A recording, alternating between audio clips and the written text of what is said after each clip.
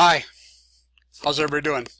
Um, I wanted to create a video on the proper way to store files on the Troop website. We ran into a problem a year or so ago that we basically ran out of space because we had too many files out there. When you attach a file to the calendar or when you attach a file to an announcement, those never go away. They stay attached to that. So I was finding things that were attached back in like 4 or 5 years prior, they were still basically attached to that particular item. So what I developed was a process to go ahead and the best way to handle files that need to be attached to a particular item. So here's what I did.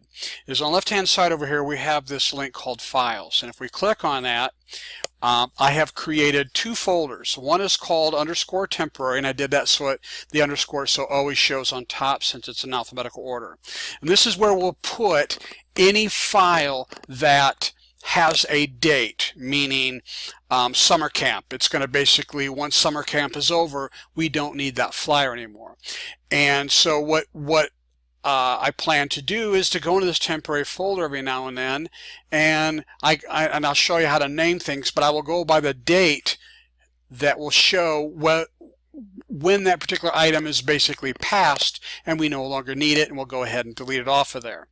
So pretty easy to do. So what we would do is we would go ahead and upload a file, and so we would basically come over here to the right and click on File, Create. We could actually create a folder too, but there's no need to. We'll create a folder, create a file, and when the screen comes up, it's going to basically say, okay, what is the title of that? Now, this is very important. Make sure you put the 4-position year, then dash 2-position month, dash 2-position day. That way there it will basically, everything will be a nice sorted order, and will basically, all the older stuff will float to the top, and the newer stuff will basically automatically go to the bottom. So, and again, you do it by the event date. So we'll say summer camp is 2018 and dash 06 dash, we'll say 25, and then we'll say summer camp. Okay, give it a good descriptive name so that again everything really makes sense.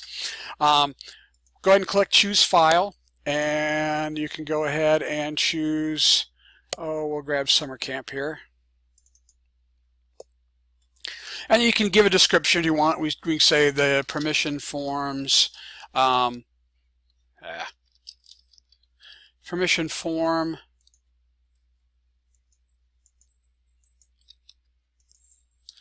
for summer camp 2018. Okay, and when you click submit, it will go ahead and put that particular file now in the temporary folder, and it will basically be in that. So right there it is. There is the 2018 06 summer camp. Okay, and there's a nice little description of what it's about. Okay, so description is kind of nice. So if you just basically put a nice blurb like field trip, we might know what that means. So if you put in the description, it's a field trip to go see Lincoln's tomb and so on and so forth.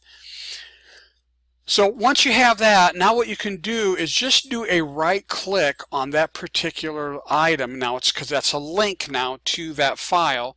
Do a right click on it and click Copy Link Address. Now for Mac users, I don't know how that works, so you guys kind of have to figure that out for yourselves. But Windows users, just do a right click and say, in this case, right click, Copy Link Address. Okay. So now I've got that link address sitting in my clipboard. Now what I can do is I can come over here to the announcements, and for example here is summer camp. I can click on summer camp, and I can click on edit, and then I will actually go into the text itself, and I will actually type in the verbiage permission form for summer camp. And then what I'll do is I'll highlight all of that text, And up here in this little menu is a chain link. And that basically says insert a URL link in this position. Whatever is highlighted will become a link. So I click on that link, and now I'm just going to do a paste.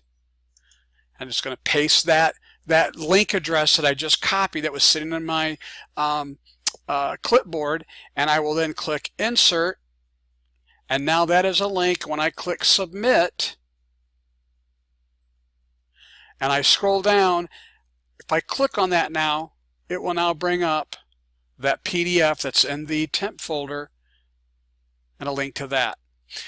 Make sure you do the same thing. You can do the same exact thing in calendar events. That way there, again, we can now go in and clean things up. Now, just a side note is if I go back in here to files, there is a I thought there was a folder called permanent, but I think we call it waivers and permission forms. And these are kind of the standard forms that we reuse over and over again. For example, here's the standard BSA permission form. Again, I'll make sure that this has always got the latest and greatest form out there, and I'll make sure that it's here. But you can, if you click on it, it will basically bring up this nice fillable once it comes up, it's a fillable PDF. Means I can click in here and I can type. Okay, and as a parent, we can type these things in there, and then I can go ahead and click print, and it will print with that text in there.